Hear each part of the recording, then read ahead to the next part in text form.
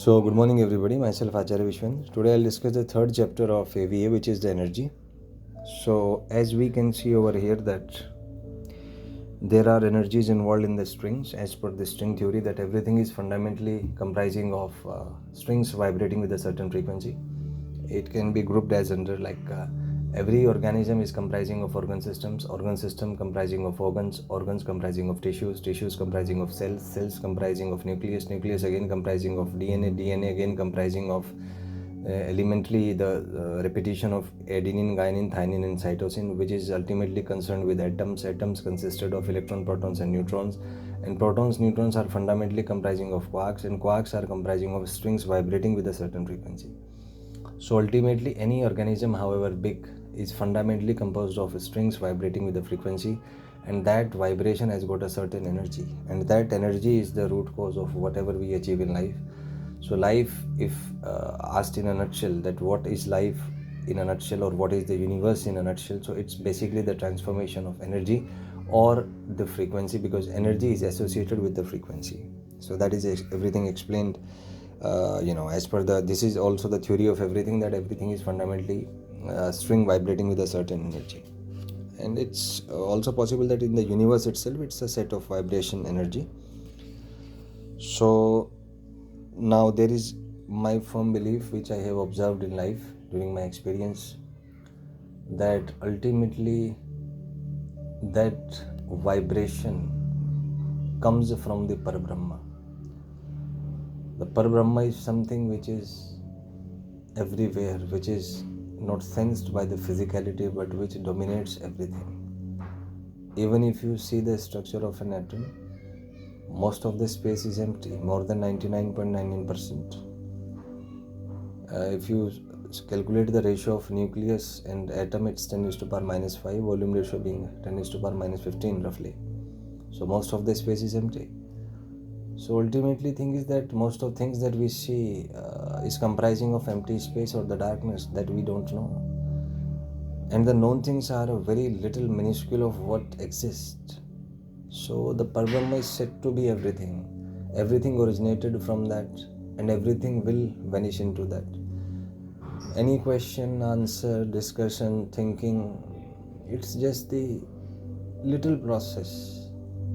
Truth is that Parabrahma was always there, is there, and will be there. It's beyond our imagination, beyond space and time. We can't perceive that within the limited five senses or within the analytical brain. So that simply explains the frequencies or the metaphysical dimensions of life.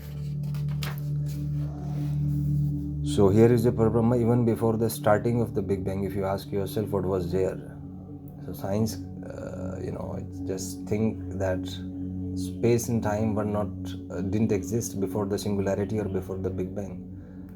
But as per Indo mythology, there existed something which is called the Parabrahma, which was always there, which is there, and which will always be there.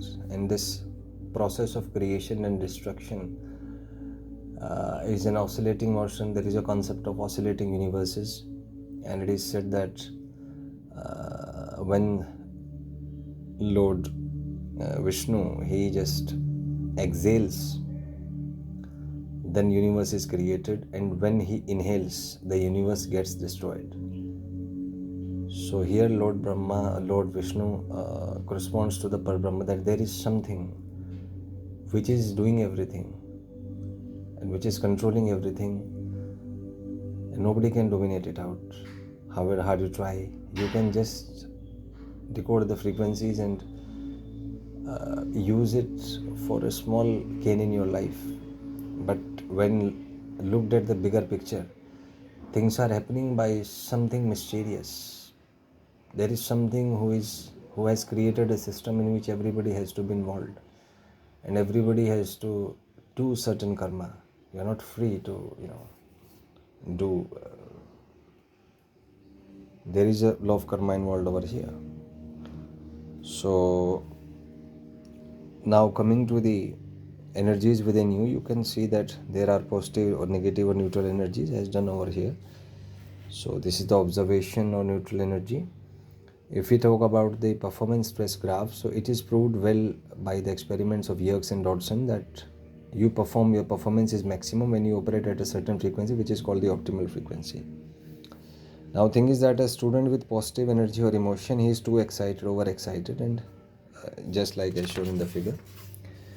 Whereas a student with negative energy, he is like this, he is overstressed.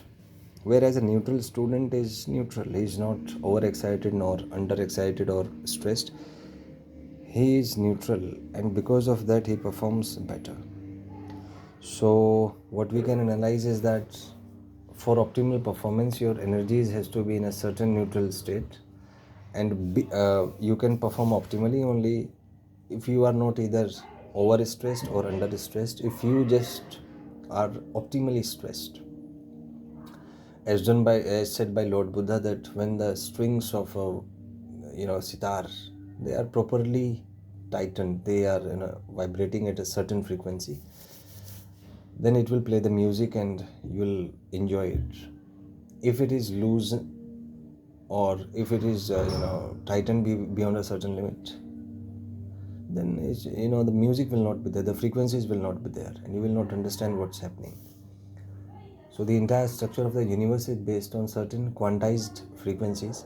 There is no less or no more involved in that. There are certain specific frequencies involved. So that specification is the driving force behind optimal performance.